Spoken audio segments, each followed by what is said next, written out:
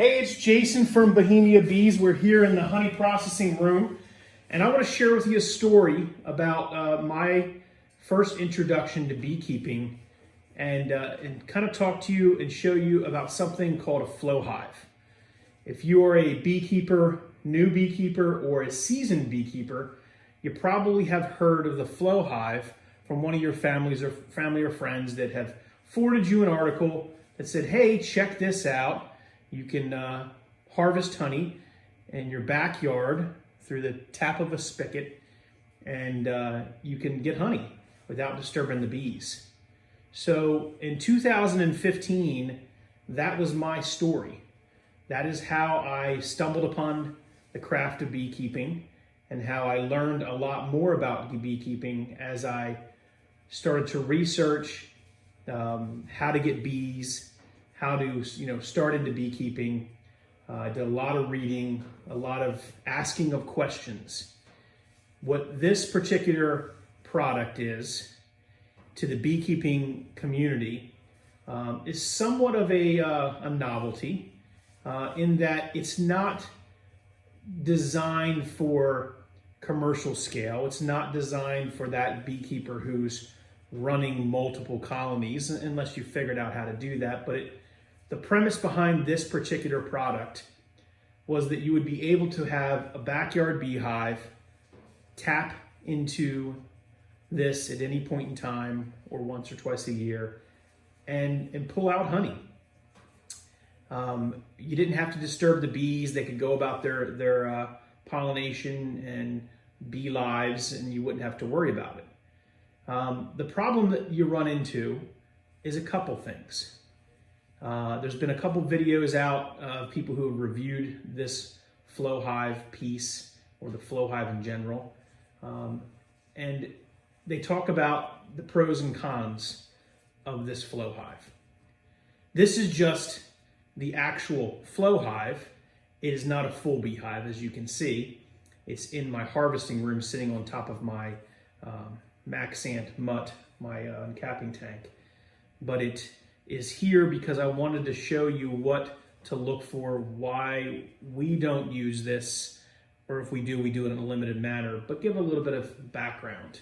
I did a video earlier this year that talked about the flow hive, and you've probably seen several people on YouTube and other places that have put demonstration videos, as well as the actual seller of this particular product has done some great videos.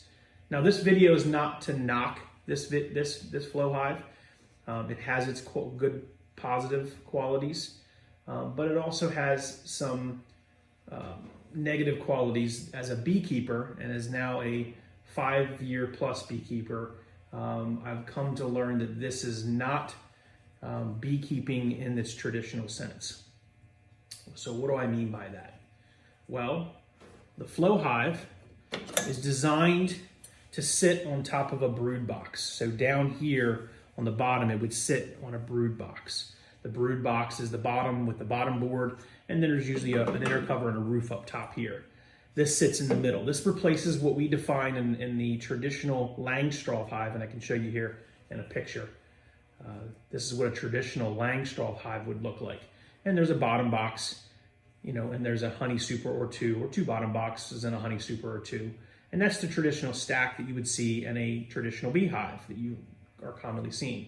In those beehives, you have traditional frames. You have frames that are filled with honey that you can harvest that look very similar to this. So this is a traditional frame that you would see within a honey super. When we harvest, and I can put a link here in the description to a harvesting video, naturally with a honey super, you're going to uncap that wax off, you're going to put it in an extractor, and you're going to pull the honey out. Well, the concept of the flow hive is that you can come in, you can check on your hive without disturbing the bees by simply just pulling off the back piece. And when you look at the back piece, you'll see that you can actually see honey in these cavities, okay? And those cavities are basically plastic concave cavities, and we'll pull a frame out so you can actually look at it. that the bees deposit the honey in, they cap it off, and you can harvest it. The issue I have with the equipment in general is that a strong bee colony should be able to draw out either natural comb or comb on foundation fairly fast. What I've found is that even after about 5 years of use, about 4 years of use, this beehive, or this flowhive super, flowhive super we'll call it, because it is really, that's what it is, that sits on top of the brood box, is yet to be full to its capacity. But any novice beekeeper would come in and say, oh, look at all the honey. Let's harvest some honey. And we'll do that here today. We'll show you how we do that. And they'll come around to the side of that box and they'll pull the little window that you can peek in on the bees. And you can see over here all that beautiful capped honey. Now this would be full of bees in a traditional apiary. Today it's empty, it's in my honey processing room. So the novice beekeeper would look at this and say, or the backyard beekeeper, the hobbyist would say, this is ready to go. This is good honey. I'm gonna go ahead and extract it, pull it out using the flowhive, and try to get honey out of it. Well, there's an issue, and here's the biggest concern that we have.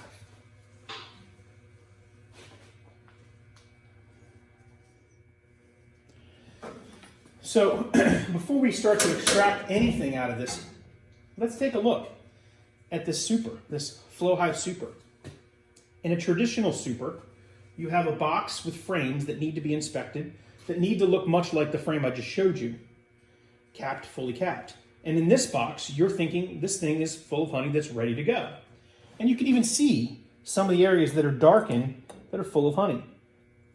Well, what's in the other areas? Let's take a look. Let me go ahead and pull this outside frame because this is the heaviest frame and the frame that appears to be ready to go.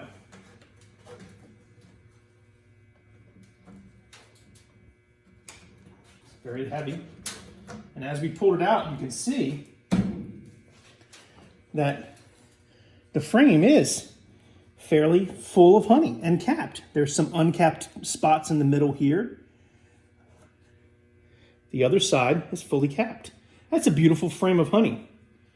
Would I harvest this in my apiary? Yes, I would. I would take this frame and I would harvest this as processed ready honey. If it's not capped, we have a concern because it could potentially have too much moisture in it, and the bees have not gotten all that moisture out in order for it to be ready to be stored without it fermenting and creating any problems.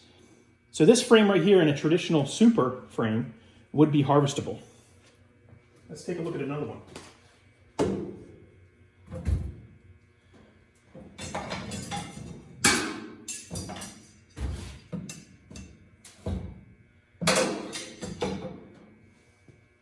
This next frame, as you can see, is only partially capped, or partially full, I should say. There's a big patch in the middle that is fully capped. I would harvest that. On this side, again, another big patch that's fully capped. And if you're starting to notice the structure of how the flowhive works, there's these individual little pieces that are put together. The bees then have to connect those pieces in the honeycomb chamber in the back. We then, when we extract, put a bar up here in the top, and each of these tracks that are here are different, set differently. As you turn the crank, those tracks shift, and by shifting, it separates them inside, allowing the honey to drain down to the chamber in the bottom, flow out to the back, and drip into your bottle. Hence the flowhive. This particular frame is ready to go. There's no additional honey in any empty spots. It looks like they were starting to had honey in here, and maybe they started to eat it or consume it. But this one's also in a good position to extract. The next hive also has a piece over here, and you saw that on the back half of it starting to be full. But interestingly enough, you see these end pieces down here only show that a portion of it is full, when in fact, it's a big piece here and nothing back here. On this side, we can see that there's more on that side. And on the back side, we can see another patch very similar. One would think that this is not fully filled up. It's about quarter way filled up. So you could harvest that frame. This is an interesting frame because from the back, it looks actually like it's full. You can see here, it looks almost full. When in fact, it's actually less full. The middle is empty. And in the middle, you see uncured honey. You see how there's honey here that's not capped? That's uncured honey. If I process that honey and mix it in with the rest of this honey, it would likely ferment because it has too much moisture in it. Okay? And I see the same thing on this side. Okay? You can even see it dripping out as I tilt it. It's newer honey or newer nectar that has not been processed in order to be harvested. So that frame right there, I would not harvest. Two more frames to look at. This one has a patch on this side and a patch on that side. It looks as though there's no honey in the middle. No honey in the middle. So we could probably harvest this frame because there is no concern for uncured honey. This last frame looks much like the other frame where there's honey on the outsides, uncured honey in the middle, and the same on the other side. So I have, out of all these frames, 8 frames total, 6 frames are ready to be harvested. 4 frames, I apologize. 4 frames are ready to be harvested. And then this last frame you see here. What interesting thing did you just notice that I had to do? That's right, I had to take the whole flow hive apart. And I had to judge whether the frames were full, ready, and cured. If you were a traditional beekeeper, you would normally do that in a traditional super when you're harvesting honey. If you don't have a fully capped frame, you don't harvest it. You have to determine if you need to put it back, let the bees finish it, continue to work on it. In a flow hive, you have to do the same thing. You really need to look at each frame to make sure they're ready to be harvested. You don't want to just start to tap all of these frames if some of it's uncured. You'll mix uncured honey with regular cured honey and have a potential of raising the moisture level in that, bucket of honey, and also creating an issue to potentially have it ferment and waste an entire bucket of honey. Well, that's one of the main reasons why, as a beekeeper, as now a somewhat seasoned beekeeper myself, I would not recommend this particular novelty product to most people, most beekeepers. For the backyard beekeeper, just realize that you have to take it apart. You have to inspect your bees. You have to remove this super off on top of a brood box and inspect the brood box below to make sure that there is no pests in there, make sure the queen is still laying, make sure the brood looks good, make sure there are no diseases. You have to actually do the craft of beekeeping. It's not a backyard honey jar. You cannot just tap this and get honey at a whim, and whenever it's full, it's full. And whenever it's empty, you wait for it to fill back up again. It doesn't work that way. It is a great item because it does keep you from having to have additional equipment, like an extractor and maybe a cutting tank like we have, and you've seen in our other videos. It has a little cleaner of a process because you'll see in a moment, we're gonna tap the bottom of these and let it flow out into our capping tank. But at the end of the day, the flow hive is just a novelty. It is not what I define as the entire craft of beekeeping. You have to still do the things and the steps to manage your hive properly. It is just another novelty that some people choose to use. Again, I'm not knocking the design or the product, but I do believe that it's not made for someone who is not, who does traditional beekeeping, and or for someone who's even a novice who thinks that they can just leave this alone, allow the bees to collect the honey, and they can just tap it anytime they want. There's a lot more to beekeeping than just that. Hence why this is not what I would recommend for anybody who's managing bees, unless they are willing to take it apart, much like a normal beehive, and tap into it. So let's go ahead and try to harvest these 4 frames that we just talked about, and I'll show you how that works. Okay, so in the step that we're going to do, you're going to need to have the tubes that the flowhive provides you. You're going to need to have your key that the flowhive provides you. And you're going to need to take off and put it in a bucket or however you choose to harvest it. The first thing you're going to need to do, we're going to harvest these 4, and these 2 are not ready. So you're going to take the small little plug on the bottom, like so.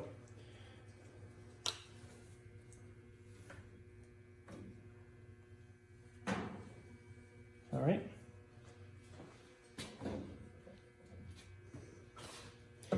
And you're going to put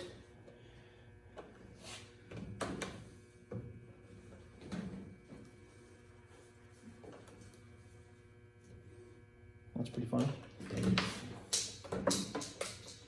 The one side does not fit in the hole. That's a design flaw. We're going to put that in.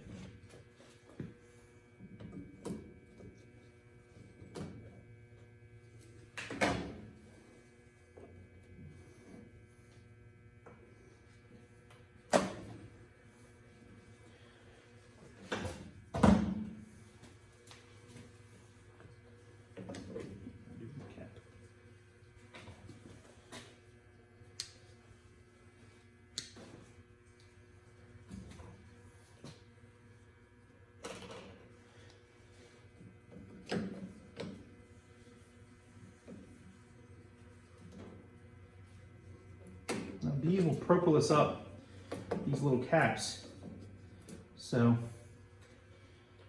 need to make sure that you hold on to them and you don't break them. You lose those little caps, you won't be able to close it back up again.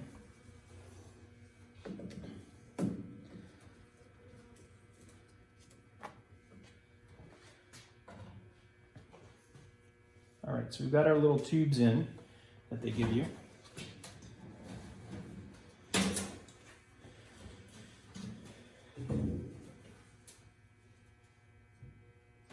I'm going to prop up this so that it sits in an angle.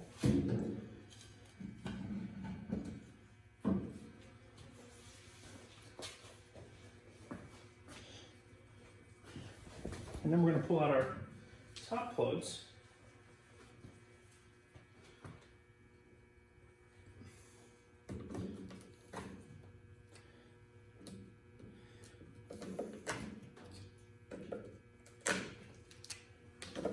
Again, it's just those 4.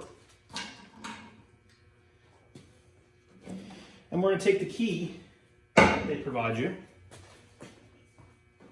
place it inside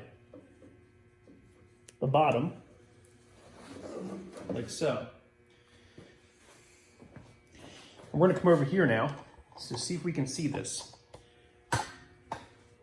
because there are some areas that have open comb,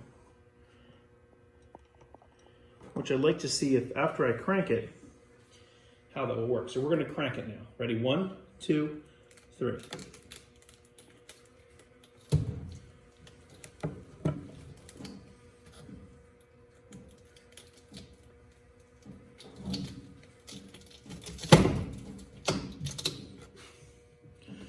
Okay.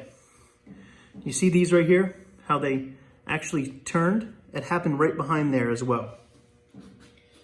And what that did is it now offset them in order for the honey to drain down here. So let's watch as I crank the other ones.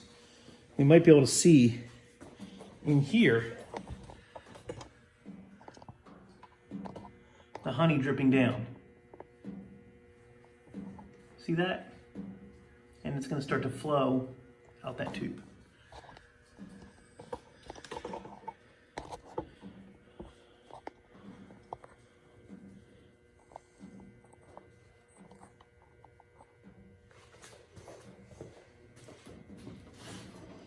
pull our crank out, insert it into the next one.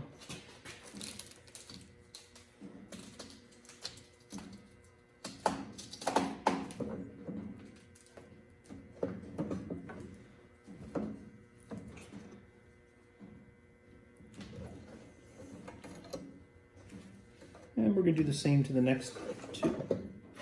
Push it all the way to the back.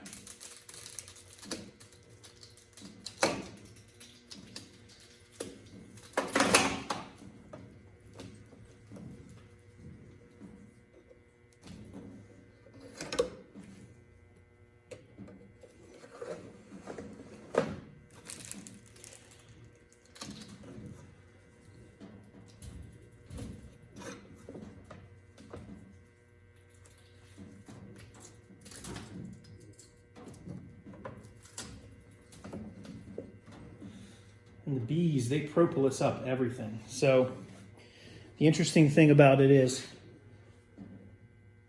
look, you can see it starting to flow down as this one's flowing now too. So it's now draining all the honey inside the 4 frames that we're harvesting. And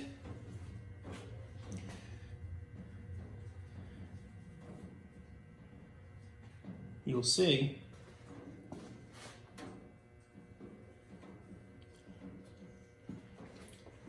it's good honey.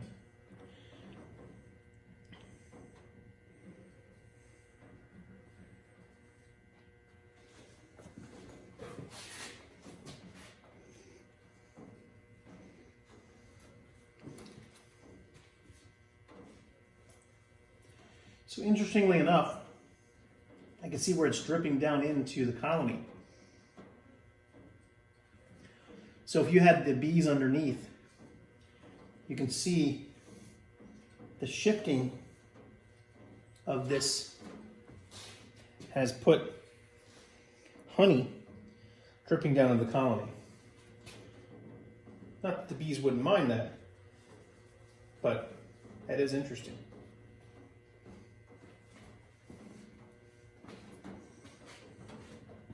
And our 4th one over here is now coming down.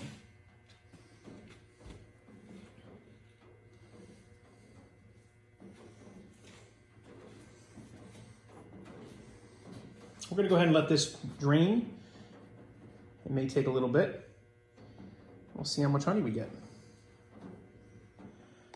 Okay, so we've allowed the flow hive to drain as much as it can. We actually left it sit overnight just to get as much out of as we can. And you can notice that the chambers look all empty now. You know, the ones and the 2 on the right that we did not harvest still have some honey in it. It drained into our uncapping tank, and we've since put it through a filter and into a bucket. The cappings look really light now, so there's no honey behind them. So we're gonna have to reset these using the crank here. So we'll start with putting this back the way it was by sliding the ratchet inside. And if you watch, when I turn it, it's going to reset back the way it was.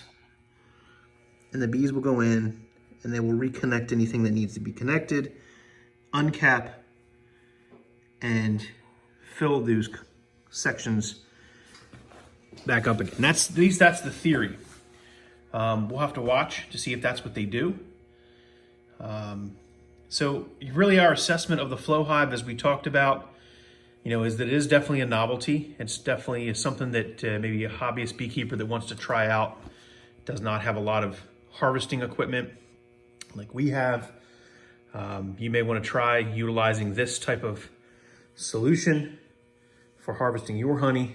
But the bottom line is that you definitely need to inspect your colony. You need to take this flow hive super off. You need to inspect the bees, the health of the bees, the health of the colony, and then extracting it is also something that you're going to need to pull these frames out, and you're going to make sure that they are capped. They have to be fully capped before you harvest honey, or there'll be too much moisture and it'll create fermentation in your honey batch, which is not a good thing. You could ruin an entire batch of honey.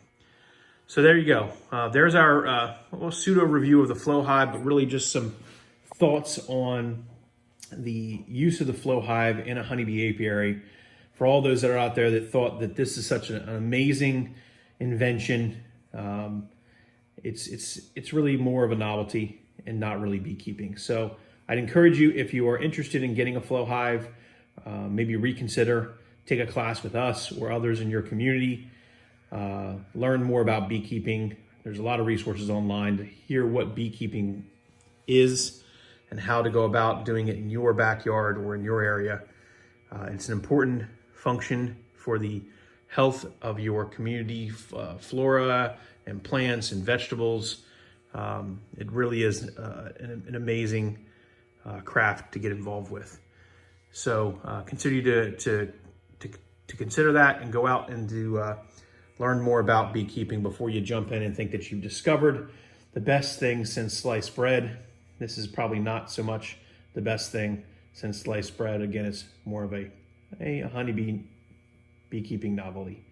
So thanks for watching, everyone. Please make sure you follow us on all the various social platforms. Subscribe to our channel on YouTube, as we'd love to make content, but we need your help. We need your support to get us more subscribers so we can get more information out that we like to share. Again, most of our videos are not how-to videos as much as they are how we do things, much like some of our fellow beekeepers down in Louisiana and New Orleans, their area. There's a lot of beekeepers down there, and I love to watch those videos on YouTube, subscribe to those channels, and learn from them as well.